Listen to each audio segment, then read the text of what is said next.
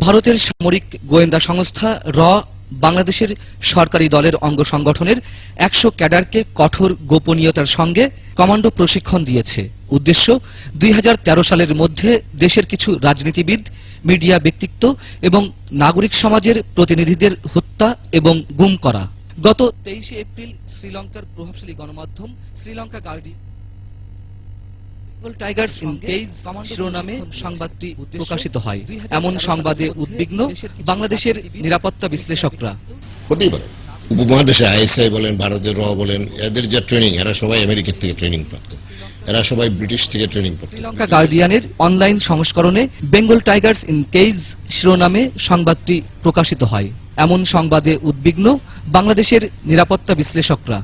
হতেই পারে উপমহাদেশে আইএসআই বলেন, ভারতের র বলেন, এদের যা ট্রেনিং, এরা সবাই আমেরিকার থেকে ট্রেনিং প্রাপ্ত, এরা সবাই ব্রিটিশ থেকে ট্রেনিং প্রাপ্ত। ব্রিটিশের উদ্দেশ্য হল ডিভাইড অ্যান্ড রুল।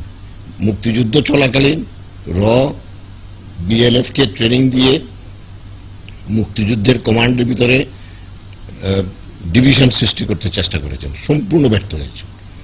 কেউ তাদের কথা শুনেনি, ইভেন কি জেনারেল অরোরা পর্যন্ত তাদের কথা শুনেনি, যে জন্য তারা রক্ষী বাহিনী করে ফেল করেছে। এখন আবার তারা কমান্ডো স্টাইলে কোনো একটা করে গুম করার রাজনীতি করতে চাচ্ছে। তবে আওয়ামী লীগ নেতারা বলছেন এ ধরনের সংবাদ ভিত্তিহীন এবং উদ্দেশ্য প্রণোদিত।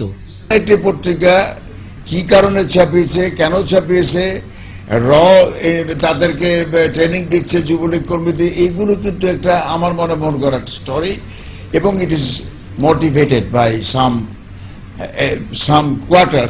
যারা এই সিকোয়েন্সটা দেখেন, এই ঘটনার পরপর কিন্তু এই যে এসছে, এই যে আপনার ইলিয়াস আলীর উত্থান বলি আর গুম বলি, যে ভাই বলে, অপহরণ বলি।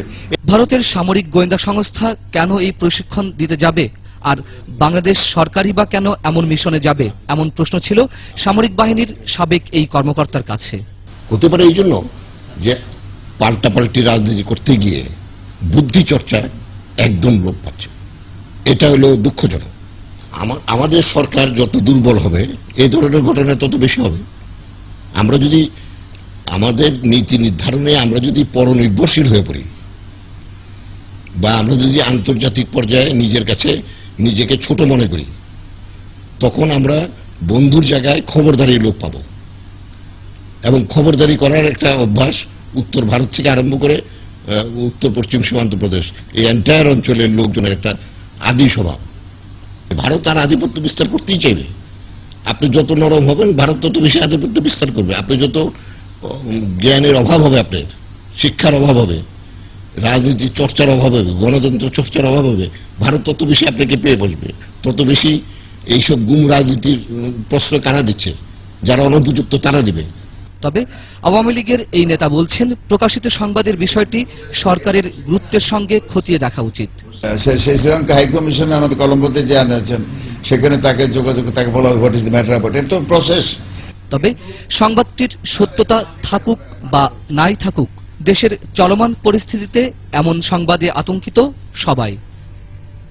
মঞ্জুরুল আলম পান্না, ২১ টেলিভিশন, ঢাকা।